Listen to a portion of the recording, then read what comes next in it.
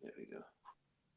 Ladies and gentlemen, welcome to a TruthENTFilms.com presentation. We are aware, awoke, alive. We exist to bring you a fresh perspective on today's hot button issues. This is the Triple A Podcast with your hosts, Tia McCrary and Jamar B.V. Harris. Welcome to the Triple A Podcast. Up in this video.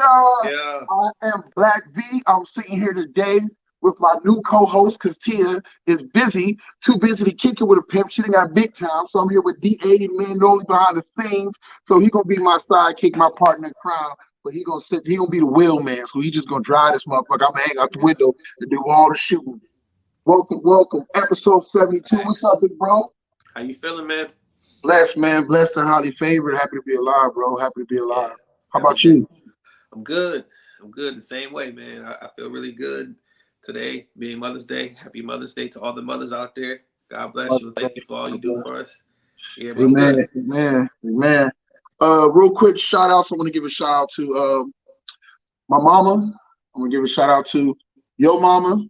I'm gonna give a shout out to all the mamas, all the ladies. That's all the queens of QWOP. Our moms, except for Kiki. So I'm gonna give a shout out to all the ladies on QWOP. Mother's Day, Queens. Happy Mother's Day, Queens. And bro, I mean, let's get this show on the road. And Morgan, don't forget to get at me. We gotta talk. Oh yeah, Morgan been coming up with some ideas. She said she was gonna hit you up about some stuff. Yeah. So, bro, I would ask you, what's new your world? We restarted the table reads for Jade, Elena, Malcolm, Devontae, he played the councilman in A Ball in the Dream. Sonia, she's on board, and a few others. We're starting the table reads again. We paused it for a minute because I got crazy busy, but we're back at it. And if I pray hard, we hope to be shooting in July. If I can make that happen, man, that would be awesome. So we just need the table reads to progress. And then we do a month in person. Then come July, boom, get in the streets and make it happen. That's the big thing right now. Other than that, still, and I haven't even shown you the updated draft, which I need to show you, is the draft for Down in the Valley. Oh damn! Yeah, been working on that in the low, and I'm so curious to see what you think. Oh man, I can't wait to check it out, bro. I know it's gonna be fire. You're gonna recall moments and be like, hold up, but then you'll understand the artistic expression. I look forward to that one. Down in the Valley is really gonna be gonna be that one. I just got a feeling. I mean, don't be wrong, Walls of Jade is dope, and Ball of Dream is dope, but Down in the Valley is like that one that big dream. Like it's a little bit, it hit a little bit different, that one. Yeah, I hope so, man. I think it was your idea to make it into a film instead of doing a series of shows. Right. And to me, that makes more sense because it's so impactful, but it just takes you on that journey right there. Like, it's no need to kind of stretch that thing out. Like, just give the people what they need, man, and they're gonna see it and be like, these kids is crazy. Crazy as hell, man. It's life, man. I mean, shoot, bro. We lived it. Yeah. We lived it. Coach Ivy and his damn yelling and shit, dog. Man, man. Coach Ivy, RIP, Coach Ivy, definitely. RIP. Yeah, man. That was my guy, man. He was a good coach, and I just always used to want to ride in that track. Was it a track? It was a tracker, wasn't it, or was it a sidekick? No, it was a tracker. Thought it was a tracker. Yeah, the tracker was dope. Used to be fussing and fighting, trying to ride that bug or ride in the back of Coach Kevin's truck. Oh man, that was it. That was so it. I don't even know what kind of. It was like a Chevy. It was like a Chevy F10. It was a 4. Yeah. It was a 4. No, he had a Chevy. That was a Chevy. Yeah, he worked at the Ford plant, right? No, he worked at GM. Oh, okay. Yeah. I don't know why I thought that was a Ford. Yeah. Coach Kev always, because he had all of the cars with GMs. Yep. Yeah, that car was dope. Yeah. Then so let me say, what's new for me? What's going on in your world, BV? Bro, You don't I've been want no doing this. problems. You don't want BV. Hey man, like, don't make me dust off the microphone again. Um, I switched up my diet, man. I cut out red meat. That was hard. Right after the day after my birthday cookout, that was that Monday. Cause I ate leftovers on Sunday, but that Monday, wow, no red meat. Wow. I've cutting out pork ends and chicken ends unless it's baked. So no more fried chicken and none of that stuff unless it's baked, and really trying to do more fish and just You sound like you're veggies. serious. Man, it's tough. It's tough, Wow. especially because Tay made a big ass tomahawk steak yesterday, and that mug was just looking at me. I'm like, oh man, I'm the one that had to cook it. So I'm sitting there cooking like this is some old bullshit. Man, oh wow. But no, Yeah. that's I think it's gonna do a lot, man. That cutting out red meat is Oh, a hard task. beer too. I cut out beer. Yeah. I mean, it Yep, makes nope. sense because Yeah. why would you continue to drink and you know what I'm saying? hmm Yeah, so I want to cut it out at least till about July. Okay. To July, because I want to go ahead and drop, uh, hit the gym more consistently and drop some weight and get ready for our trip to St. Thomas. And then I don't even know if I'll go back to, I mean, I'll go back to red meat, but it might only be like once a month. Yeah. Kind of like a treat for If you myself. could, man, if you got the willpower to stick it out until then, I think you might want to, because oh man, I think once you get used to it, you probably feel really good. Yeah, man, it's been tough 2 weeks. Pop was easy. I cut pop in and out pretty easy. Yeah. I can go a long periods of time without drinking. Hence, bro, that's why I gave that all when you was leaving. I was like, take it. Yeah. No, I feel you. I definitely feel you. I pretty much do the same. Yeah, man. So I just, Oh, what's up, Miguel? How you feeling? yeah, I should have told this big ass head to come on. Oh, yeah, that would have been dope. Yeah, it's crazy, but Yeah. so did that, changed diet. Summer's fast approaching. Without announcing where I work at, but it's a lot of changes at work. I think it's a lot of changes in a lot of people's workplaces. Good or Where bad? people bad. Ooh. The mood is down, and the people are starting to fuss about the pay because now I work at a place where your CDL is very vital, but they don't want to pay people with their CDLs according to what they work today. Oh. So that's been a big issue. And so you got a lot of guys that's like, you really want to pay me like, I don't know, like start me off at 18, 19 bucks an hour. And I got a CDL where I can go somewhere else and make 24, 26 bucks an hour or even more if I go work jump on the freeway. So you gotta, time is catching up. Yeah. You can't tell a dude that with a CDL, he only gonna make $2 more than somebody working at Taco Bell. Yeah. Oh, yeah. I didn't think about it like that. That's a good point. Yeah. So wow. You gotta pay people what they worth. So it's just a move, man. But I think that jumps right into the news. You know, right, like the news going on because the recession, man. We've been talking about this recession thing, bro, for the longest, and yeah. I think we're really starting to see it start to happen, to take place. Oh yeah. Yeah, like like before, because like been years, and they be like, "Oh, the recession is coming. Oh, the recession is coming," and then you like, "Where's it at? Where's it at?" And then all this money was floating around, but normally,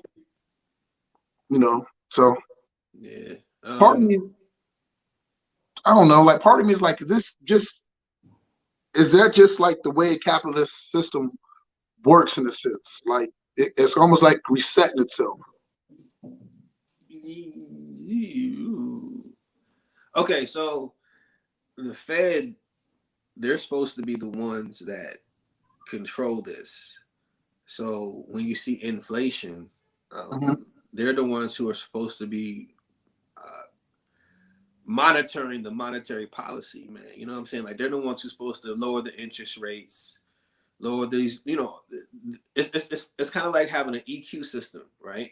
Okay. And if you're doing music and you EQing it properly, when it comes out, the less you'll have to do to fix it. It's EQ properly. But when you Right. don't EQ it properly, when you let inflation take off, you let prices get out of hand, you don't do the things that you need to do to keep things in line, you get what you have today. And I don't think it was President Obama, but I think it might have been Bush. But I think he weakened the powers of the Federal Reserve chair.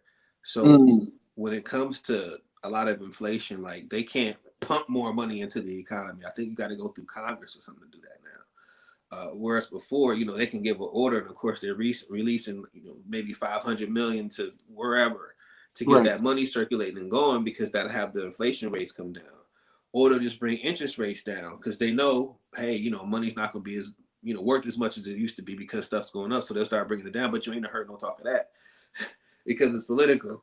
But that's what, so the Fed, they monitor that shit, and they're just not really doing it as I think they should. But So even though they finally decided to raise the interest rates back up, you think they should raise it even?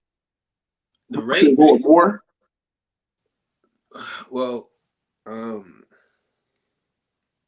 first, I believe that those interest rates should automatically be lowered, because that encourages spending and it encourages borrowing, and that stimulates the economy. But what people forget, man, is when the interest rates are lower, that's less money the government makes. You know what I'm saying? But now you got the price gouging, companies passing on the buck to us consumers because they're not getting their products in time, and all the shipping canals, the log jams, all the logistics, all that stuff supposedly adding up and passing the cost on to us. And now you got Congress looking into it because they know that shit ain't right. Automatically, because you're paying more does not give you a free pass to pass it off to your consumer. You know what I'm saying? Like, this is gonna sound real crazy, but just watch when Congress does this, and maybe half a year, whatever. If you buy an app and they tell you your rates are going up on the app, they send you a notification, right? Right. And on that notification, you agree to pay whatever that new fee is. Hey, Apple Plus, you paying $10 a month, but Apple Plus is $2.99 and you gotta pay it, or you can't no longer have our Apple services. Do you agree? Or I agree. You hit the agree button. But when you go to the gas station, there's no agreement. You know what I'm saying? There's no agreement at all. So they can make the price whatever they want to make it on the spot, and you have to pay it. And that ain't right. Right. You would call that free market pricing, but no, that's not free market pricing. Gassing is regulated by the government. The cost is regulated. Right. So they can't just make the whatever, but they have been. So it's just I think when people see that, and then when you see stores like Target, Walmart to a degree, not having as much product on the shelf, so they're making you pay more. But then you come back in the next day and you see the shelves are full, but you're still paying more. Yes, right. You see it? Yeah, exactly. You know what I'm saying? So the product is there. It's just that they figured out, I shouldn't say figured out, in the climate, it is now acceptable for us to pay more because we think that, okay, well, we're hearing about this inflation, we're hearing about this shipping lanes being clogged, so we're expecting to pay more because the news is telling us, hey, they're gonna pass this down to the consumer. They're gonna pass it down to and then as a person, if you're in Congress, you're hearing this like, nah, that's not how that works. So it's just, I don't know, man. To me, and it may be because our political system is so broken. Of course, with everything that happened in politics and stuff, it trickles down to everything in life, to be honest with you. Right. So, all right, I'm off my soapbox. Yo, speaking of which, I came up with this whole new saying. My new motto is, I'm a liberal conservative who leans left when I walk right. You silly. You are silly. And Man, your one saying got me in trouble. Which one? Pimps fuck up too. Pimps fuck up too? Oh man, you probably was at church and said it.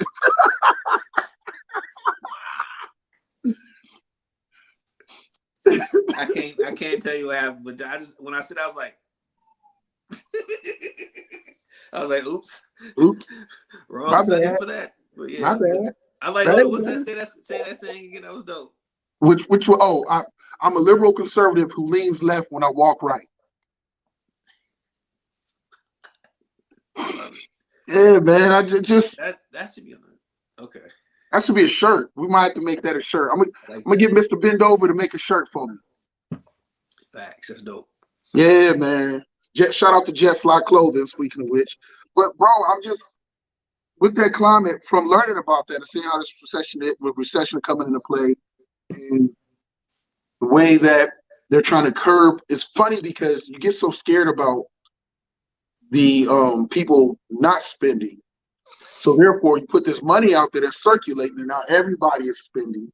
And now so when everybody's spending, you would think that companies would lower prices, but no, like you said, like everybody's shooting all this money is out there. So they being greedy. It's like a greedy reaction, and it's not really about them lacking getting it on the shelves in a timely manner because they still get it there. It takes a little bit longer. Yeah. And so it's interesting, man. It's just real interesting. I think Effed up. effed up. It is effed up. Another thing that happened, I should say, that is big.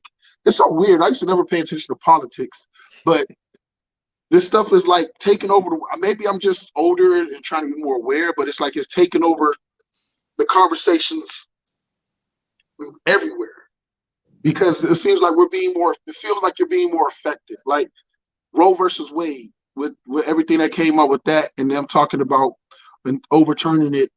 Mm-hmm. And to me, is weird. I have this weird feeling because I don't agree with abortion, but I'm also a person who believes in not taking away rights to choose either.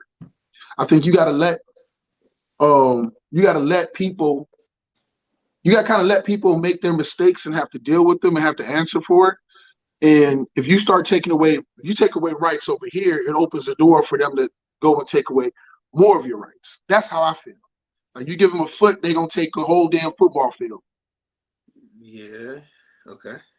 So they were saying, I believe it was in that letter they were talking about when in that letter he touched on how he felt about Roe versus Wade, and then he spoke on a little bit on the whole gay marriage thing too. And so that was interesting because to me, it may not be with these set of judges, but to me, it feels like if we get too conservative, then it feels weird. It's like conservative people or people who love under the banner conservatives love to, how can I say it?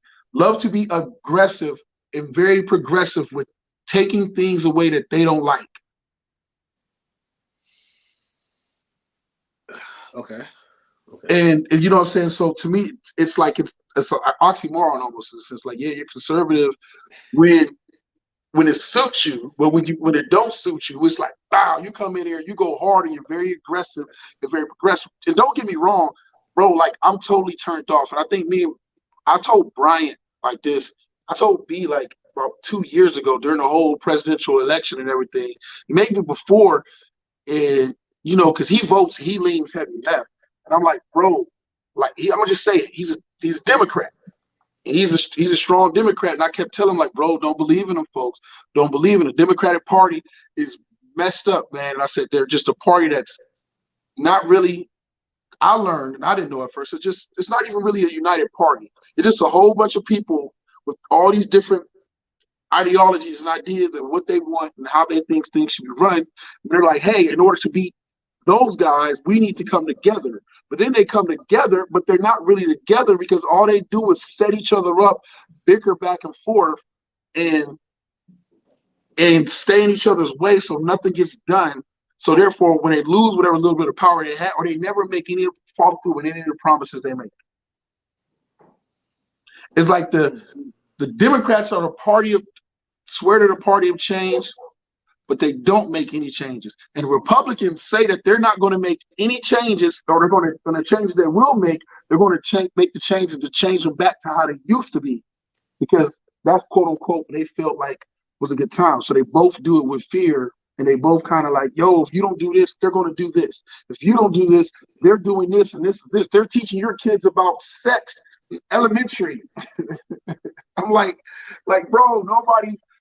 I mean, if it has happened, it's probably very rare instances. But to make a political point and make that himself look good, like the census when it passed that "Don't Say Gay" bill, and it's like, bro, you really did that just for political points.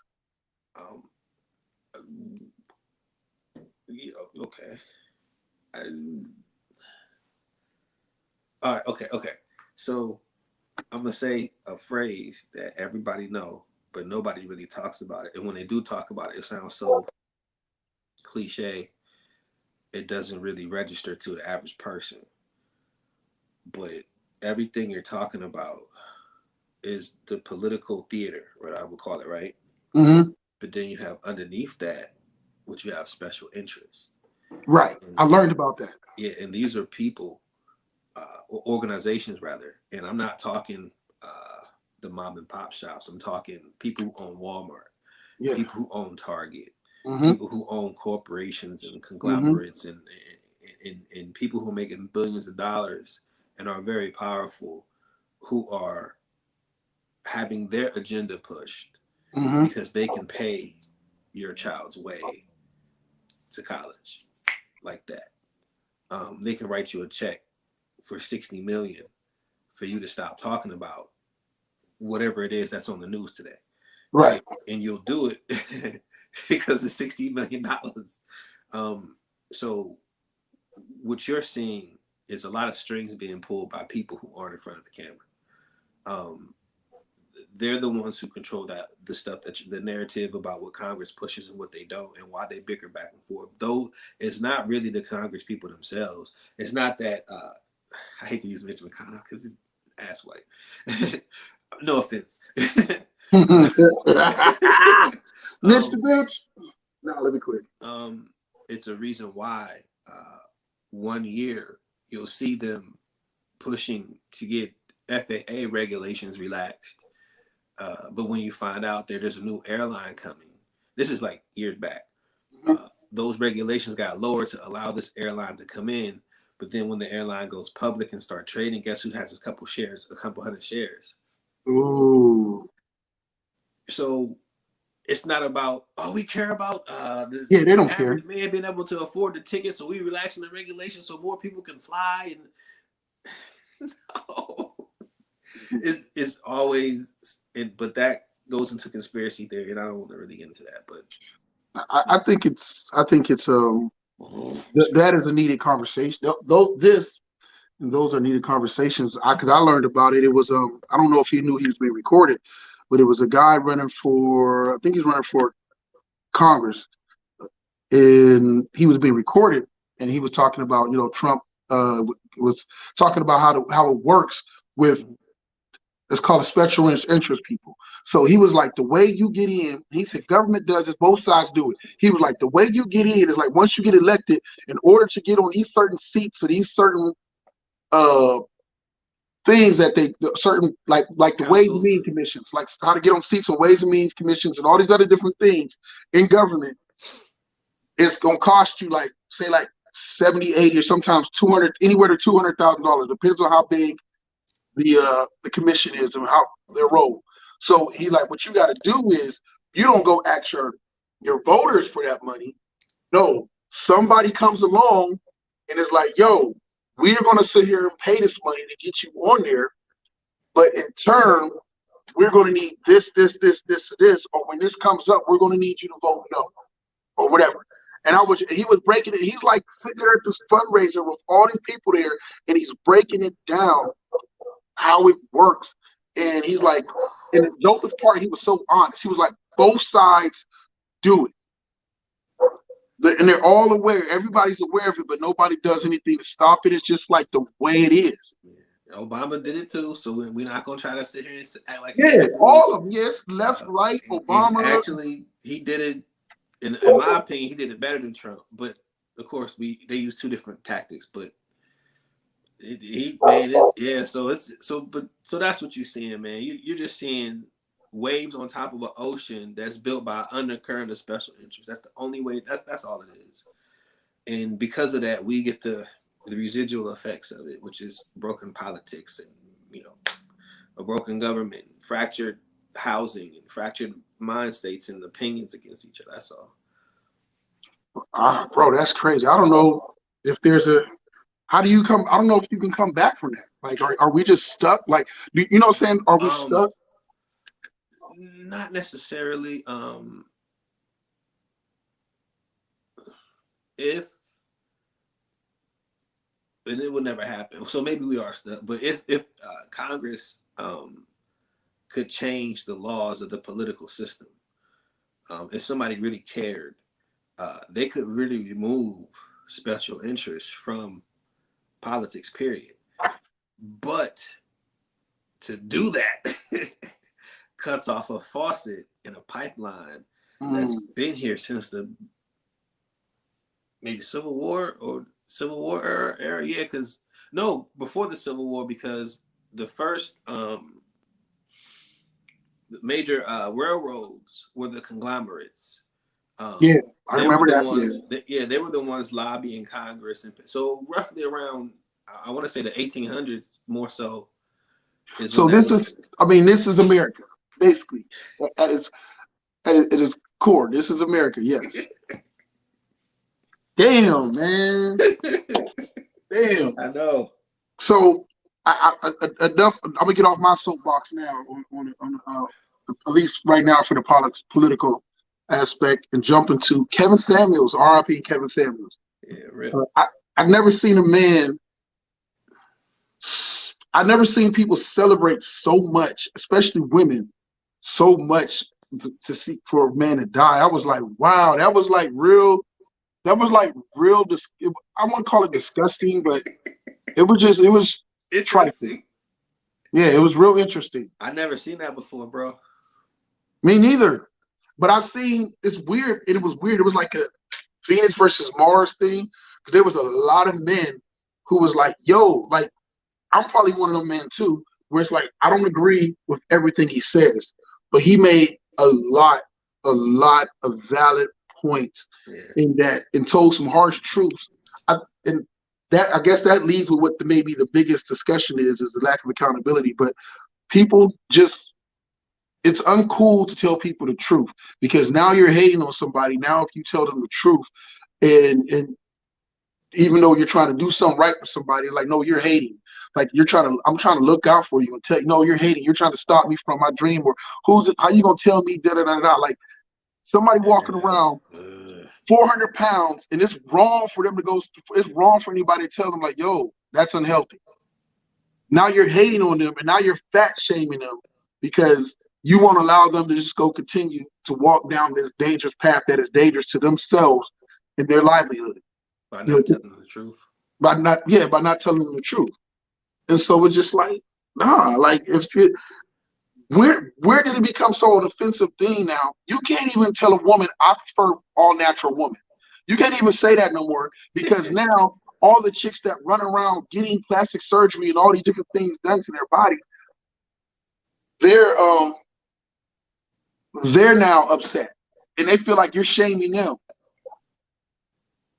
Oh, it's weird. Yeah, you know, like remember when Kendrick said, I like stretch marks in whatever case, and all these women was like upset because they go get the stuff done and all the other things to their bodies. It was like, you gotta be kidding me, man. I don't know. You kind of put me on the Kevin Samuels when we first started the pod. And you and Tia would kind of get me hip to the stuff that he would say, and you would kind of bring out his valid points, but the presentation was probably not the right way to do it. Right.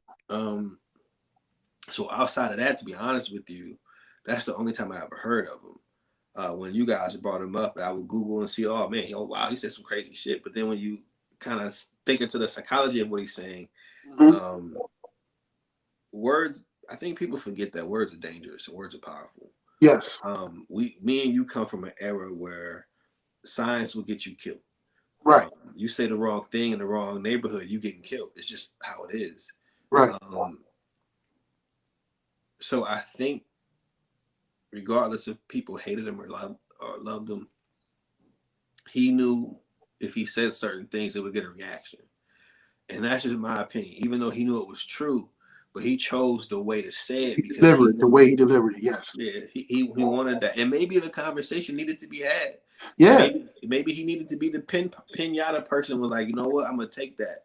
And I'm gonna just say, and I mean, because I don't, again, the stuff that I saw back when you kind of told me about it, like, I necessarily not necessarily agree with it.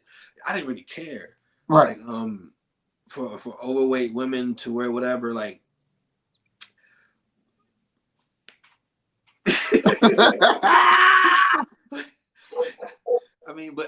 But again, for somebody to be offended for what he said, if they're overweight, I mean, you have the right in this country to be offended. Yes. Yeah. I think, and we forget that. Yeah, I think that's the biggest misconception about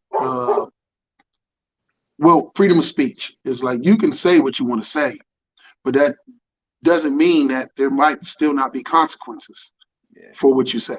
And there's a difference in it.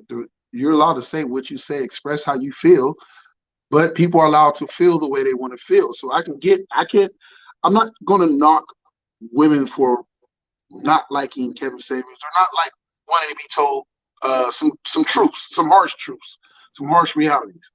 And I think if you look at it, I think we all, in a way, hate to hear these ugly truths. And man, like we hear it, we're like, what? Like, I want to hear that shit. Like, you're right, but I want to hear that shit. Don't come tell me about that. Like, man. So, I mean, that's that. So, I think the main thing is that you just said it created the conversations, probably some long overdue conversation that needed to be had. I'm not into the. I pay attention to the society now, the way everything is going with this men versus women thing. I even watch it with the way with my girls and how they are and how we raise them.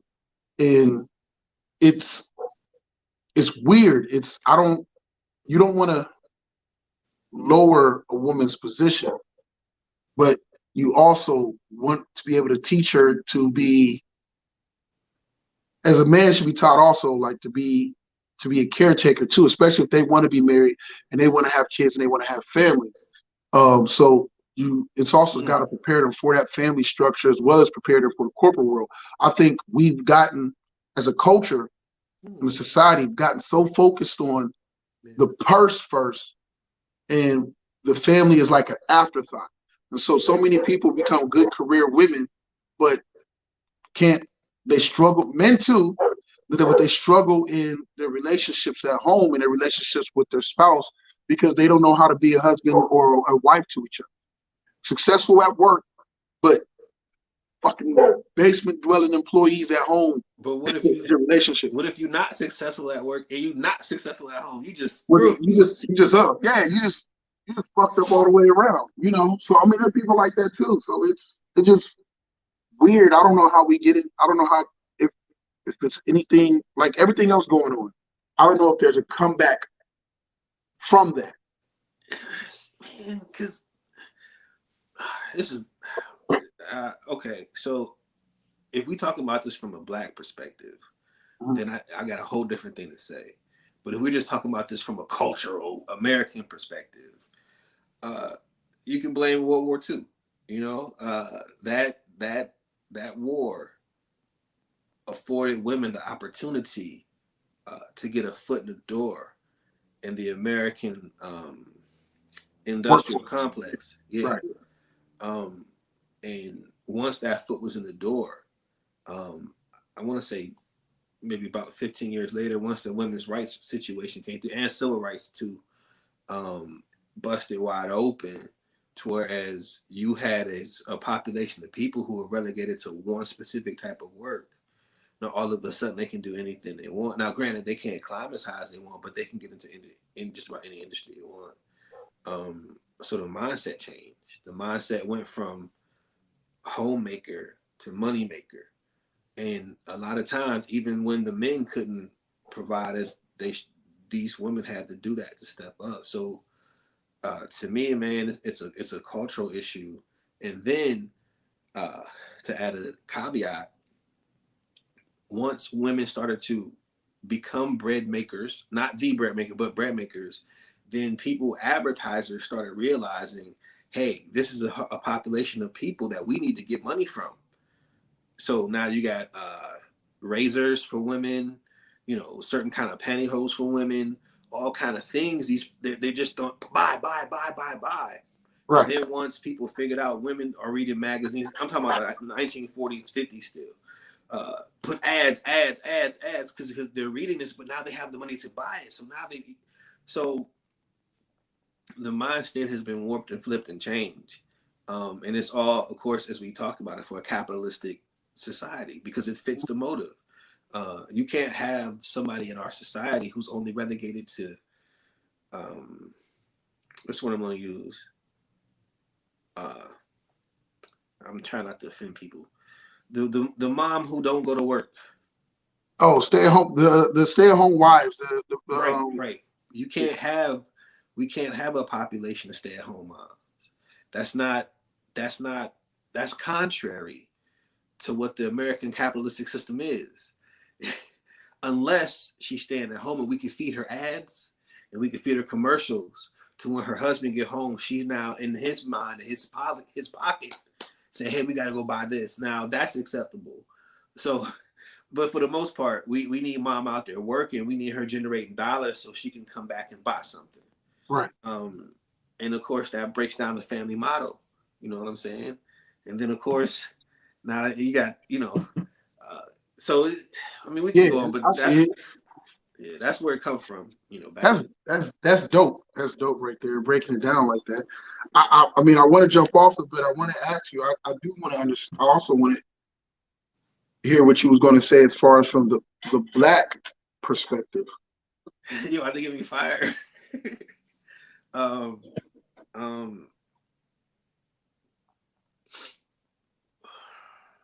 So and this actually kind of right before the Great Migration from the South, where African Americans went north because they wanted opportunities. Jim Crow was just too much. They, up north we don't have that opportunity. I mean, we don't have these Jim Crow laws. We can walk and be free. So they go out to California, they go out to Chicago, they come to Cleveland, they go to New York, and most East Coast, right? But what they're met with is more segregation, but it's called redlining. So you get to that city, you can't buy a house on Pomona Avenue. You can't go in Youngstown. You can't go to the Fifth. You can't go up the Fifth. You can't even go to Cordova at this time. Right. You feel me? So we're gonna relegate you guys to Elm Street, not necessarily physically, but through the and I can't remember the contract that they had, but it was through the housing market. These practices were across the board in every housing market. Right. Do not let these people come across these parts of the city. They're here. But not only that, but then you had low income housing who had standards that said you must be a single parent in order to be in this facility. So in the 50s and 60s, now you have African American families who the dad can't be there, or if he's there, he better leave by the time the people show up. Right. Yeah. So, and this is in every city. This is not just one population. This is across the city. So not only do you have at the time poverty being the number one issue for African American people, but then you have racism and racist practice, which is actually the number two issue. But you really can't see that when you ride through a neighborhood because, there's no sign that says, well, I mean, there was back then, but I'm talking about in Chicago, niggas keep out. Right. You know what I'm saying? But so through every city and every suburb north of the Mason-Dixon, you having these practices, Jamar, you feel me? So it's breaking these families apart. And we ain't even getting to, the fact that once the woman starts making more money than the man, she looking at you like, okay, now we got a problem. But you also have the drug epidemic that's now starting to seep into American culture. I remember I can't remember what his name was at the moment. I think it was Reverend Abernathy. He was like, when he was in Chicago with King, he was like, I was ready to die in the South. I was ready for a Klansman to shoot me. I was ready to be hung from a tree for what I believed in. But what I wasn't ready for was for somebody to try to stab me for $20 outside of my doorstep. Because when you're in those impoverished neighborhoods, now all of a sudden you got crime. Now you got robbing. Now you got killing. Now you got, it's like crabs in the barrel pulling each other down, but it was created purposefully. And it's policed purposefully. So you can't cross the rain tracks to have a good time in Johnny's neighborhood. So it's that's deep. That's crazy. yeah, It's a so vicious. it's all those bricks piled up on top of what we just talked about. Right. You know, so yeah, all that breaks down the family structure. You know, and as a result, you see what you have physically or literally dealt with in your life. Right. You know what I'm saying? Like all that cascades to that.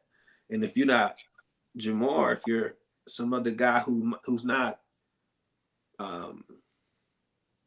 mentally cognitive, that hey, this, I need to do something about this here, not that this is just the way it is. Right. If you're mentally cognitive about that, then you start implementing things with your family. You start doing things because you see, nah, man, I can't let her out here like that because she's gonna think the world is one way and it really ain't. It really ain't. If she has expectations for certain things. Right. That's fair. Deep, man. It's real deep, bro. It's real deep. It's almost like, I swear, bro, like The Matrix is like one of the greatest movies ever made. I swear, The Matrix is like one of the greatest movies ever made because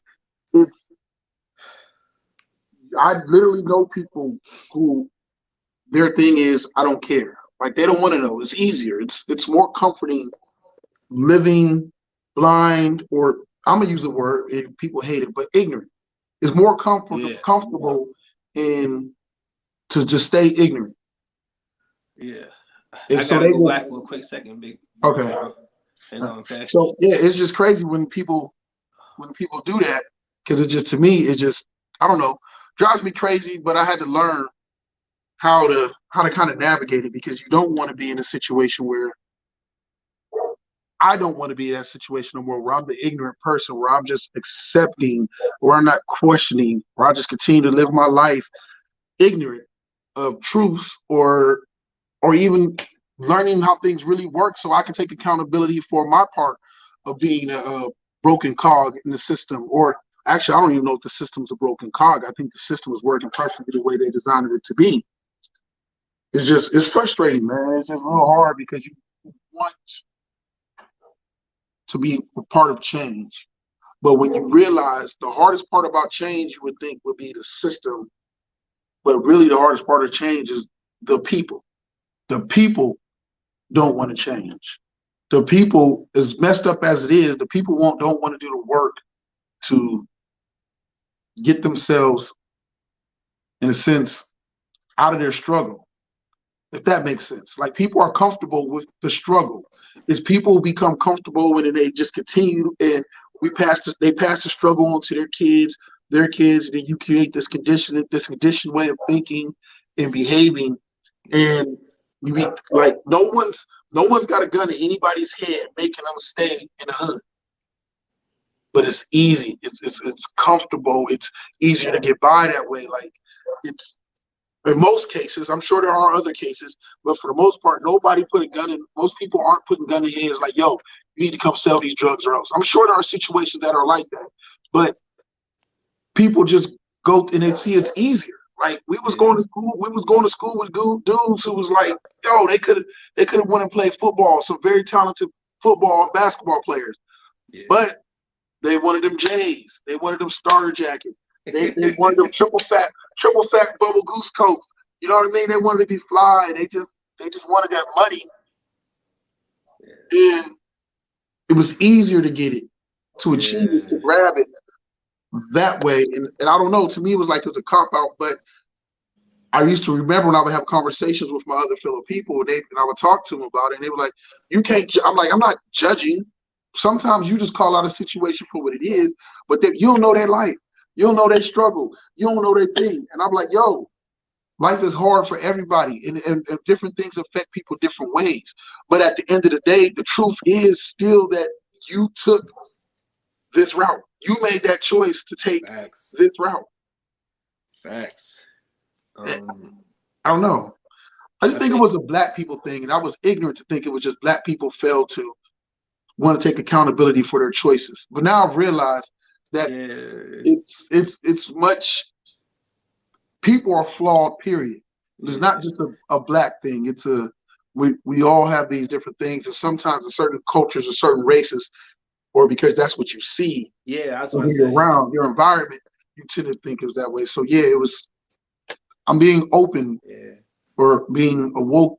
I hate the word woke, but I'm becoming aware of getting a better understanding of how this world really works instead of just being stuck to like, you know how like you just keep thinking that only black people struggle, like only us are in the struggle, or like the way even we teach ourselves about racism and prejudice and the system is so in a sense not helpful to the move forward in a sense because like the way it was taught to me, so I just was like, yo, it wasn't even explained to me the right way where I look at it and I see our people and I used to think like, yo, all white people are in on it. All white people are in on black people struggling. They're all in on it. They all know what's going on. It's like, nah, they're just, if you want to call it, they're guilty of the same thing that we are. They just, some of them see it and just ignore it and continue to go about their life. And they're like, well, that's not me. It has nothing to do with me. Or I'm not prejudiced. Or I don't do that way. Or I don't think that way. But they got family members and they got friends and they got so-and-so they hang with. But we do the same thing. You know, like we literally make heroes out of guys who are running around poisoning our community, man. Why? Why do we think like that? I don't get it. Man, I mean, I do to a degree, but I'll say it this way, without, you know, all the pomp and circumstance. One time, I think I was in Cleveland. I was coming up Ferris, and my cousin LeVar had the IROC Z T-top. Clean. It was like burgundy, beautifulest car ever, system thumping, right? So this is like maybe 94. He's flying up Ferris, passing everybody. Well, hey, LeVar, you know, we all happy to see him just riding through the hood. Gets to the top of the street. I think it's 132nd. The cops, before he got to the top, they hit the intersection. So he's like, ah! Another cop come up the back to block him in. We were all upset at the cops, knowing that he was selling crack to get the stuff that he got. But to us, he was a hero. Mm-hmm.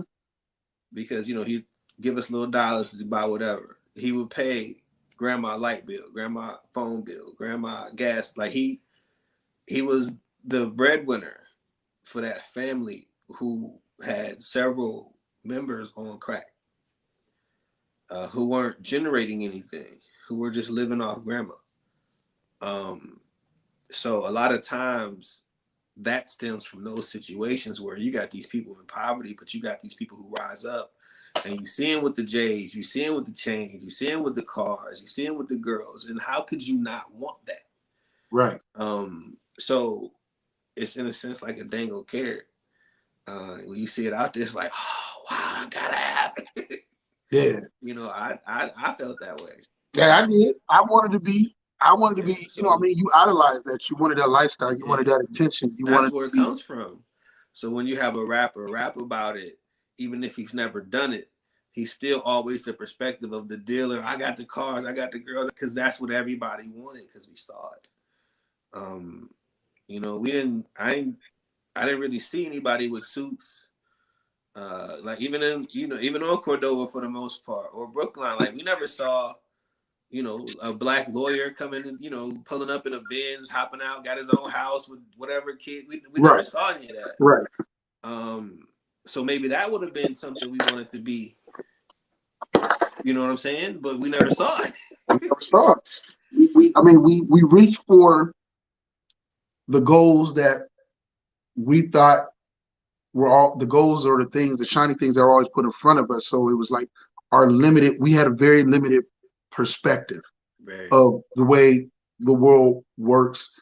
And to tell people who've grown up and that's what they idolize, and then to come and try to tell them like, yo, we're going about this wrong, is hard. Like it's so implanted in their brains and their minds.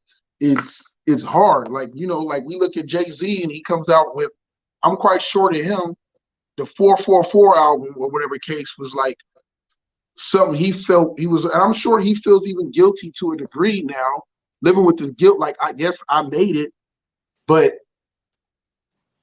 I took this path and I influenced this type of behavior. So part of him wants to be like part of the change to it.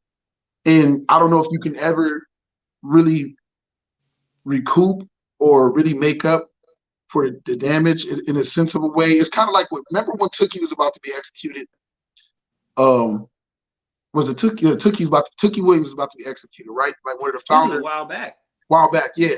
Yeah, okay. And so I was having a conversation with, I believe it was Stroll and B. And they look at me like I'm just an asshole. Like I'm just, because I don't know, sometimes I get these feelings or these ideas and I just roll with it.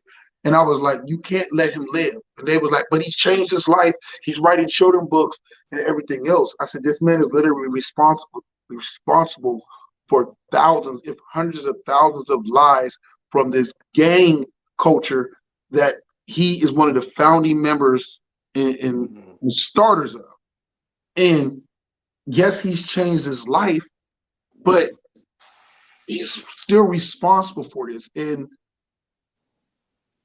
part of you want to have that thing like, yo, maybe he can go out there and change it, but it's gotten even beyond his control. Like these guys now in the streets are saying the kids don't the kids don't respect OGs as it is anyway.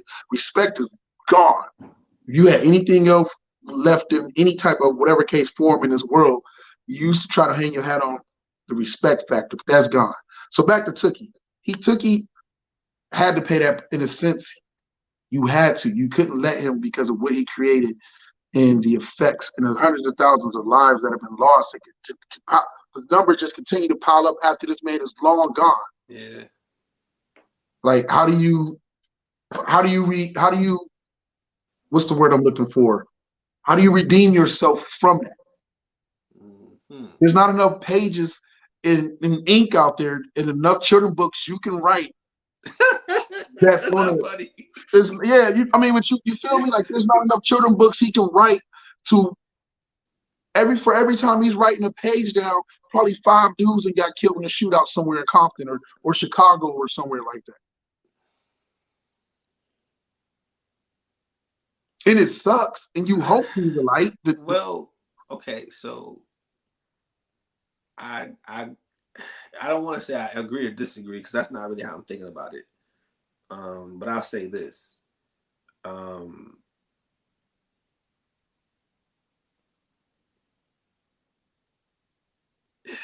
Sometimes it's a reason for people to be behind bars. And sometimes it's not. The majority of people who end up behind bars, if they're truth to themselves, would say, I went to jail here before I actually went to jail physically. Because when you go to jail mentally, you do things that get you jail. Mm-hmm. So I would look at his situation from that perspective more so all the millions of people who got killed because of what he, that's tough, man. That's a tough pill to try to swallow. That's a tough burden to carry. But But who's to say that if he was never charged with any crime, if you didn't have the evidence against him that you knew what he did, right? But you knew of his involvement, I don't think anybody would be walking around the street saying, "Hey, let's go find this man and execute him." True. People wouldn't think in that perspective, but because he's in jail, he's serving a sentence, and that sentence that sentence concludes with his death. Is it justified or not? To me, it wouldn't be based on what he put in motion as far as the organization.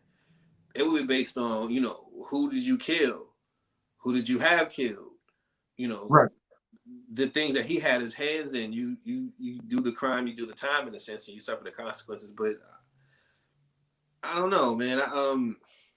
I find it hard for me to walk around and be like, yeah, he needs to die. No, and it wasn't even about he needs to die. It's just that I wasn't sympathetic I'm not either. Yeah, I wasn't sympathetic to it. Yeah, I was like, there's certain times you see certain people like, man, that sucks, that this person has to die. You never want nobody to die, period. Like, I don't want to be the executioner. Hey, Mac 10 said it best. The bigger the sack, the bigger the sentence. Like, what you're going into.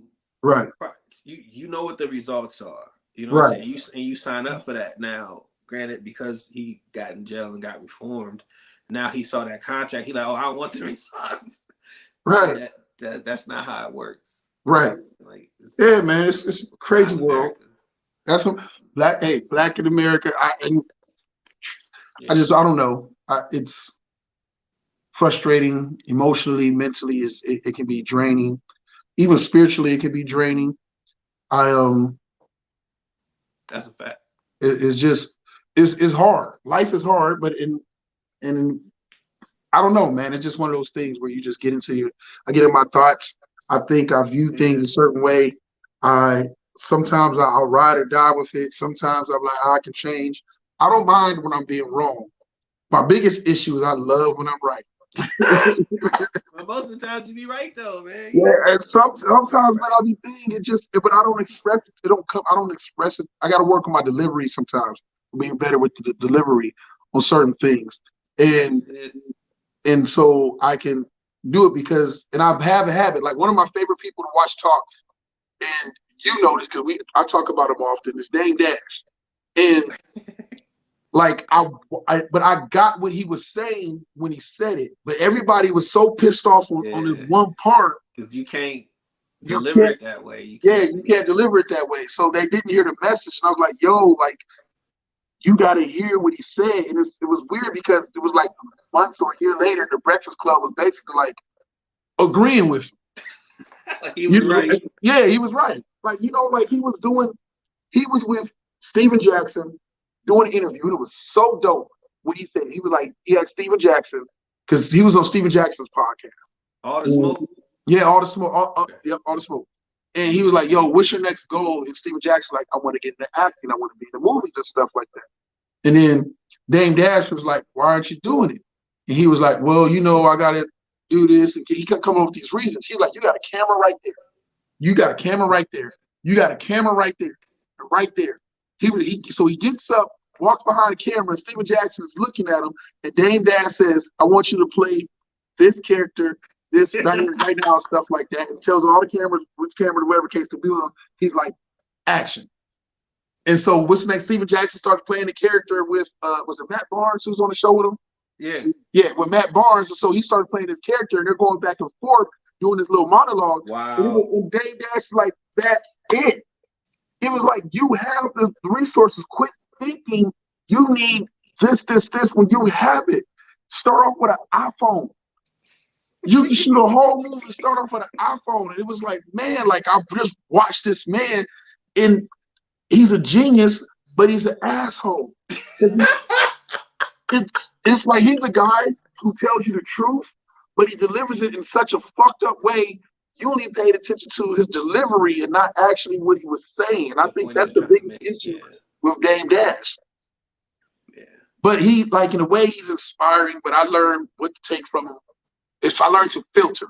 Filtering is like such a huge process for me. I think for people, period, and growth is learning what to filter and understanding it. I now understand as a grown adult man why my parents didn't want me us listening to Cypress Hill. I like to get high.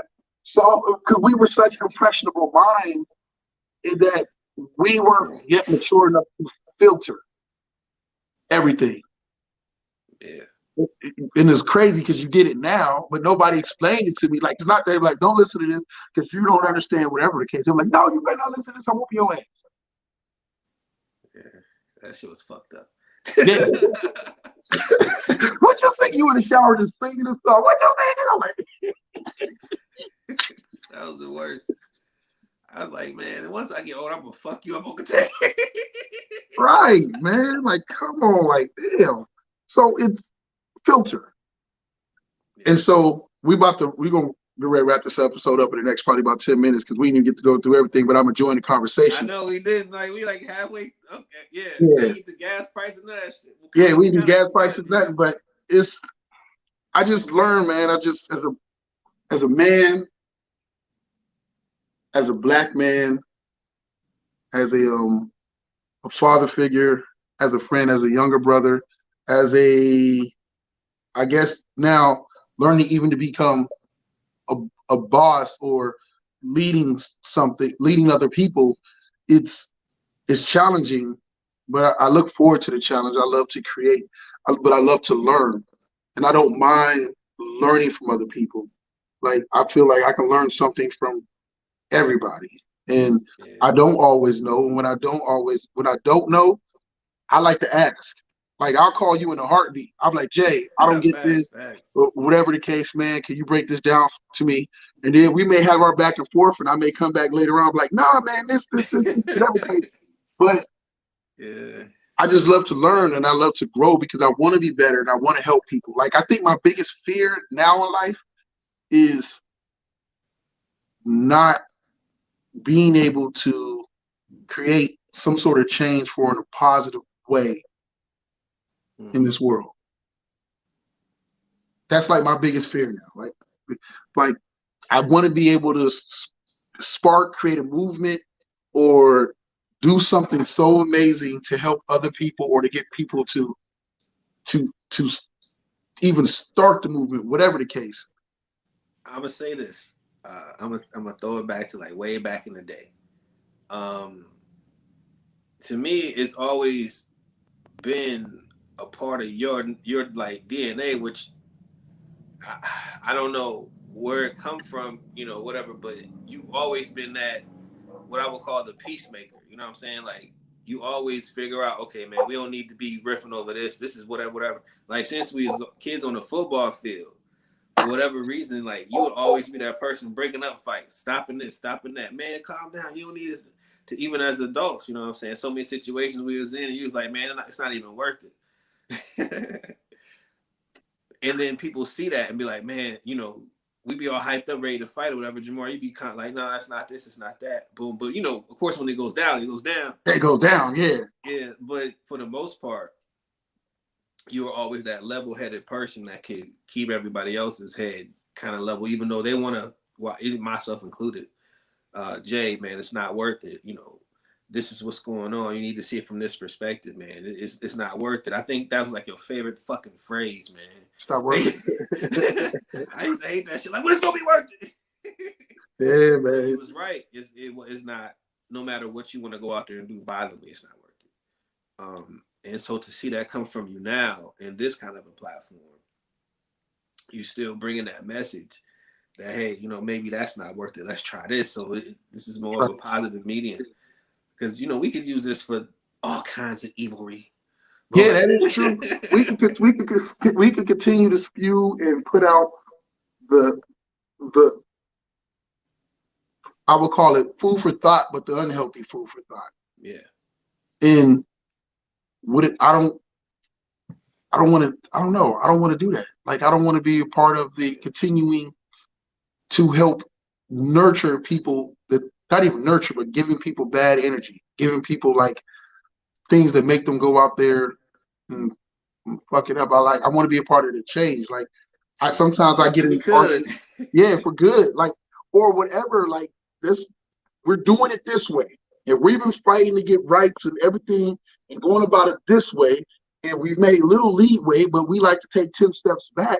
Maybe it's time we rethink our whole approach, because what we're doing isn't working. And I've learned that if they don't see our perspective, and we're like, fuck that. We don't care if they see our perspective. We don't give a damn about what their perspective is. So nobody's listening because nobody gives a fuck to try to even hear what they're saying. Yeah. Everybody just wants to just, bah, bah, bah, I'm right. You know, whatever case it is. And I just hate that. It's like, we're not making no leeway. We're just going to continue going this vicious cycle that we're in because nobody wants to learn the other person's perspective as to why they're upset. That's why I always try to see when something happens. Anytime I'm in conflict with somebody, I got to think about what did I do first. And if I can't find out what I did wrong and this person is sitting here, whatever case, then it frustrates me because now I want to fix it. You're right. I love to be a fixer. I want to understand why you're upset, why you don't like. I used to want people to like me because I thought it was whatever case, but now I feel like you don't like me. I want to know why you don't like me. In a sense, because maybe not necessarily change anything about me, but maybe I can. There is something that may be wrong, or I can grow from it, or learn to approach, or a right conversation can be had. Mm-hmm. And I don't think we like to have the right conversations. Me and my neighbor Mark, we talk about politics all the time. Bud leans right. So we have conversations, and he brings up certain things, and it's cool because all I do is I take what he says. If he says something and it's wrong or it's not the whole spiel of what's really going on with something, then I'll like point him to like in the right direction. Or I'm like, you keep blaming it on this when it's both are doing. Yeah. I'm the guy that's on Facebook when somebody made a post and posted all the Democrats or people who were previously Democratic in politics or whatever case, who were hit with anything from rape to child molestation or anything like that. All those things. They posted a whole list of all these throughout time, these people. So I went and I posted the whole list. Yeah, like I post the whole list with Republicans and Democrats. And I'm like, if you're gonna tell it all. Right. You know, like don't just tell like one part. Like that's why even on here, yeah. So now because I can't take what you're saying because you're only trying to you have an agenda. I mean, agenda is not to tell the whole truth. You only want to tell what you feel is your truth. Yeah. And that's frustrating. And that's really what we have in today's society is with this whole thing of fake news and everybody's using it. And it's so weird to me. Both sides do this whole cancel thing and this whole fake news thing, right? But the right is pretty clever with calling anything like cancel culture. But the right loves to cancel too, except for they're even better at canceling than the left. Okay, I like it. It. And so it's just frustrating. Like both sides do it. Both sides have these ignorant ways that they go about it. Both sides, there's an action and then there's an overreaction. And we just get in this vicious cycle. We'll never get there to where we need to be because we're just stuck arguing about the same old stuff. Yeah. Or rehashing old stuff. I'll say this. With the news thing and the media and the fake news and things like it's this book called All the News of the World, right? Mm-hmm. And by I think Juan Williams, I can't remember who the co-author is, and it gives a history, like a direct historicity since the 1600s up until possibly Obama's election, of the news outlets in this country. Like it's brilliant. But what they talk about more so than anything is how since those early 1600s, the first days of colonization in this country, how that news has been used 1616, 1620, 1650, all these to in a sense create either a fear or a misconception about the African person, that the persons of African lineage, not even just Africans, Mexicans too, Indians too, Native Americans also. So since the establishment of this country, even before it was established, you had the media that was used to paint these narratives about these groups of people because they needed you to feel a certain way about it, and whenever they needed Jamar to feel, that's what they fed you, you know what I'm saying? Like if they needed you to fear these people, oh, don't come out at night, them spooks gonna get you.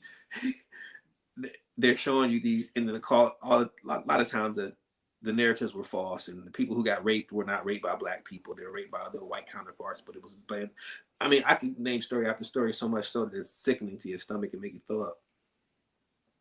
So what we're seeing is nothing new. It's just now on a scale that you can't escape. Right. It's more access to it. Right. Whereas before, the Associated Press, which in my opinion, you guys can feel however you want to feel, but if there was ever such a thing as paying a price for it being evil, like Tunchi or whoever that guy is that got murdered, the Associated Press will one day, under that thought, come to pay, because they're the ones that helped start this narrative that we have one story, one false story, but we will spread it all across the country because we need you to fear these African folks. We need you to agree with us so we can go ahead and send people to Congress who could put laws in place that feel how we feel. You know what I'm saying? So they put these stories out there to sway the opinion of the country. You feel me? But now you got these votes and you got your laws passed, but now you got a whole bunch of people that hate these black people for really no reason, but other than something that they read in the magazine, or at the time it was a pamphlet, or in the news. And we're not going to even talk about the mobs and stuff that got together in these little country towns because they think poor Sally done got raped by Jimbo, the black man. And it was Sally's boyfriend who did it, but he blamed it on Jimbo because Jimbo looked at him weird in the street last week. I don't know. It's just, I've read maybe 175 different letters. I'm serious about these situations that happened over time.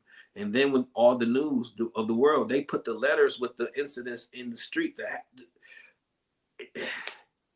The media in this country, man, Associated Press, Western Union to a large degree, they help put that image out there, put those things out there. So all of a sudden that hate comes back.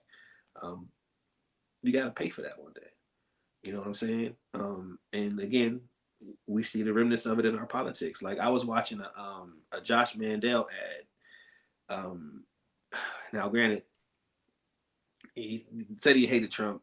Then he used Trump's name in this thing so he can get more hits or whatever. Mm-hmm.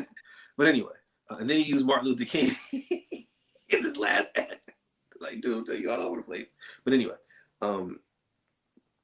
we get people like that who figured out that if I have a Trump message, if I have a Martin Luther King message, if I have a Democratic message in these different outlets, because you're not watching OAN network, you know what I'm saying? Right. You're watching MSN. I'm not talking about you as in you. I'm talking about I know what you're saying. Yeah. So he'll create ads for that lane, then create ads for the Trump lane, then create ads for the liberal. It didn't work, but it's just how people think. Because again, if you feed a certain people a certain type of knowledge, that's all they're going to accept, and the media knows that. So in my opinion, I think newspapers, magazines are some of the worst divisive things in this country. And they've been used since the beginning to disenfranchise and hurt black people. So if anybody should not trust the media, it should be us. Right. I mean, we literally have hundreds of years of research to back up that theory. Damn. How much you need to read? What more do you want from me? So it should be really us, the ones that are hollering fake news, fake news, fake news. But like you said, they only use it because, they want to control their narratives. And their cancel culture is a little stronger than ours. But who's to say? Yeah. So I guess we can get ready to go into don't hashtag this. Oh, word? Yeah. We've been on for Man, about hour 15. I was not prepared for you. I Oh didn't know no, you you got time. I gotta pull up my thing anyway while you pull it up. All right, I'm about to let it rock. You ready? I'm ready. Here we go. Okay, AAA listeners, it's time for Black V to present Don't Hashtag This. I repeat, don't hashtag this. And now your co-host, Black V. Don't hashtag this for episode 72 is going to be hashtag it's not my fault. Again, don't hashtag it's not my fault. More than likely, it's probably your fault. It may not be all your fault, but you may have played a role in this. Now, again, don't take this out of context. There are certain circumstances and certain situations where it's not your fault at all. You walking down the street and somebody run up on you and rob you or shoot you or whatever case is not your fault, but could it be your fault if you were out at the witching hours walking around in a bad neighborhood and help put yourself in a compromising situation? It could mean you might have played a little bit of a role in it. The biggest thing about not doing hashtag it's not my fault is about accountability. Accountability. You have to be accountable for your actions as well as your inactions. You can't be running around blaming everybody else, but you didn't try. So therefore, it's not your fault because you didn't even try to be shot down. It still could be your fault. You loan somebody some money, they don't pay you back. It's your fault because you loaned them the money. Like if people listen to me, if you take the mind state that it's your fault, it will make life easier for you because what you'll do is it's easier to process and you'll be able to learn from your mistakes, like not loan that person no damn money no more, like not going down a dark alley or whatever case late at night or getting shot at because you wanted to go to the popping ass bar in the hood and be nosy as hell while people out there about to fight or whatever case, and you get grazed or your car gets shot up and now you sitting there pissed off because all you had for your insurance was liability. It's your fault for having liability and only liability in the first damn place, and your fault for being nosy as hell. Take your ass home. Accountability. Don't hashtag it's not my fault. Because it is your fault. It's your dumb ass fault. Take your black ass home. Sorry, not just black folks, because Putin might be listening to. Take your ass home. Chill. Take responsibility for your actions and inactions. That's all I got to say on that. So, yeah, don't hashtag it's not my fault. Dope. Thank you, brother. Thank you. Dope. You So, know what we should play at that part? Do. It ain't my fault. Did I do that? It ain't my fault. Whoa. Man, own it shit. Man, that's my bad. My fuck up. The pimps fuck up too. My bad. I'ma own that. Like, yo, it was me. Like, yo, like dudes get caught cheating and they be like, man, it's her fault. If she'd have been doing this. Nigga, it's your fault both ways. It's your fault because you cheated and it's your fault you got caught.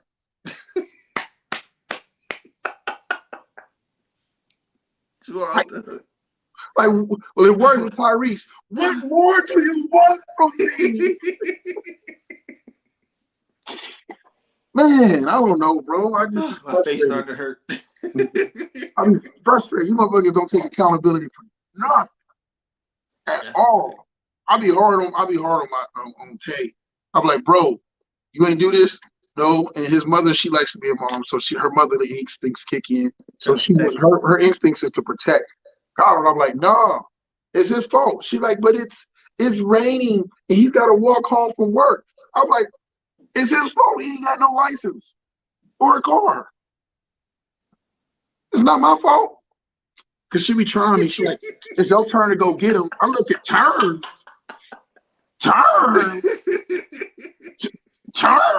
It ain't my fault. It ain't my fault. No, she can't use that because it's her fault. Because she'll push him. I'll be telling her it's her fault. It's both their fault. He's a good kid. great guy. And don't get me wrong, I don't late at night. I don't have him walking home, but it just certain terminology. Yeah. It seems like it's your turn, and I look at her like you done lost your damn mind. It ain't my turn. Like, it ain't your turn. Ain't no turn. Like if I want to get him, I'll get him. If I don't, then you two need to figure that out. He got a job. He can Uber. Facts. Very much so.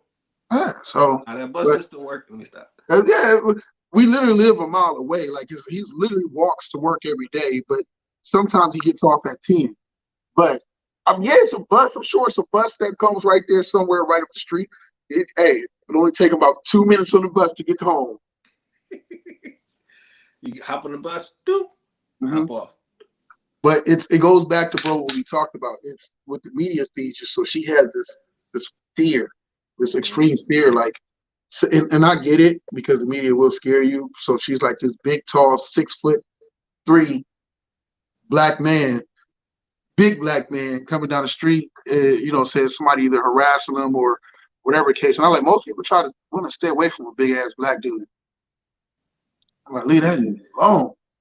You never know. You never know. Her motherly instincts are. I mean, in American culture, you don't want to, leave it to chance because he should be able to walk home. To be honest with you, because we're in this society, it's not a given thing that could happen, man.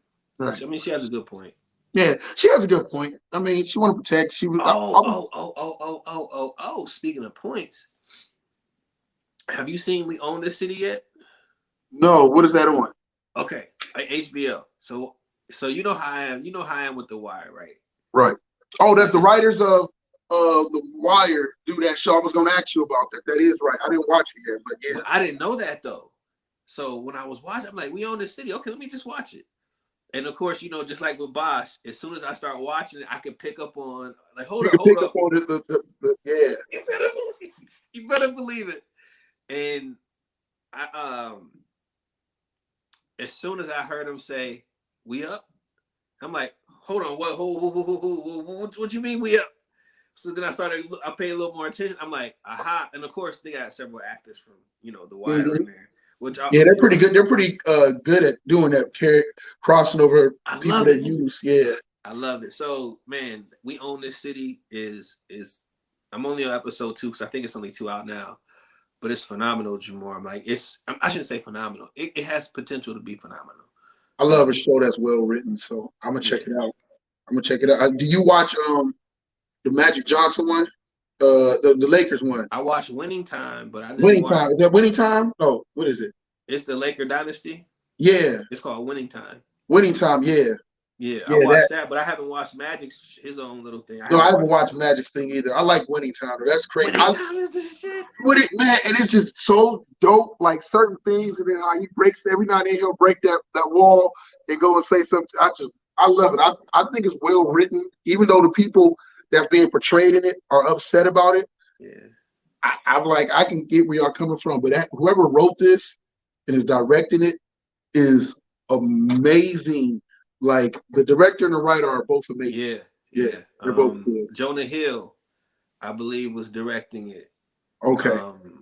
And you can kind of see of course, that's his over the top kind of thing. Yeah. But he that's his influence right there, man. Jonah, that dude is no joke, man. And to see it come to life that way, I had to ask like several people who were, around at that time, like, hey man, like, what was all that? And they pretty much so it was on point the way they were running the Lakers back then, man. And not just that, but the Showtime girls, like all that, they were dating the players, you know what I'm saying? Paula Abdul was with Arsenio Hall, you know what I'm saying? Like, who knew that? Like, I didn't know that. Right, but this is during that time frame, you know what I'm saying? Like, it's deep, man. This is really deep. Yeah, I'm gonna check it out. I've been watching that new other show they have. No, that's on Paramount. Is Halo. Halo's pretty good. Oh, I did see Halo.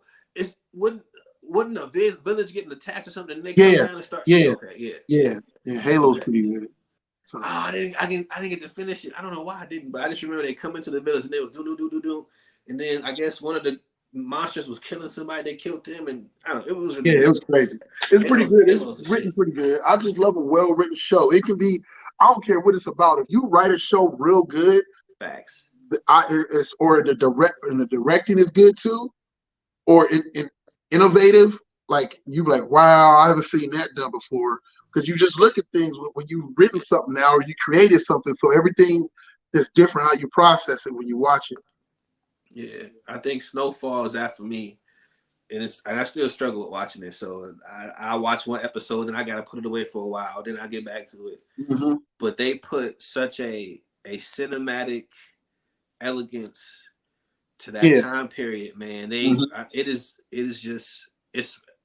I know they don't win many awards for that show, but if people kept it real, with the acting, the cinematography, the choreography, the whole thing, the way it's just everything. Yeah, man, it's a freaking phenomenal. It's well put together. It's well put together. It's directed well. It's yeah. I get where you're coming from. I think they do a good job of balancing and not. I think they actually do a pretty good job of not.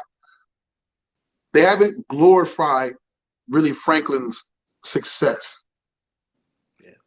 And I like that they do that because I remember when you was asking about it, I told you should watch it because it's not right. Because I was never gonna watch it, to be honest. Right. I was never gonna watch it. Because I know how you feel about it, and I was like, I think it's. Don't get me wrong, the effects and the drug culture is stories that have to be told. I just think we've just gotten so tired of it being told irresponsibly for so long and so recklessly that Snowfall does a pretty decent job. They're not perfect, but they do a very good job showing the struggles of it and showing what all Franklin has lost behind it and how it affected the community and so forth and so on. It's affected the man. He's lost his family over it, So yeah. Don't tell me no more, man. I ain't that far. Oh, okay. Not bad. But I'm in season 2, episode 3. Oh man, yeah. Snowfall is pretty dope. It's pretty cool. But you got anything before we end the show? Anything you want to say to our viewers and listeners? Make sure you guys tune in to all our podcasts. Of course, we got the Q-Op jumping off. We have Deep Throat. CL jumping off, Pussy Talks, her doing that. And then we got Annie coming up with her It's a Hard Knock Life. It's a Hard Knock Life, yep. Yeah, so tune into that. Of course, Walls of Jade coming soon. So, you guys can start seeing ads about that. Also, AAA podcast, shout out to Tia.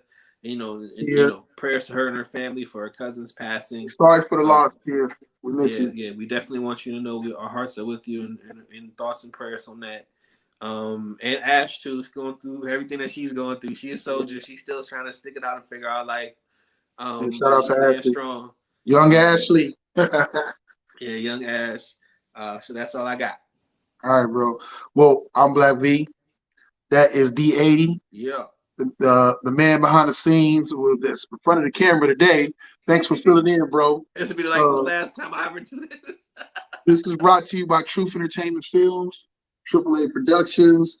I want to give a shout out to Annie for definitely making it happen, but behind the scenes as well as in front of the scenes. Annie is the shit human form. Yeah, she is. So I want to thank y'all. God bless y'all. Good night.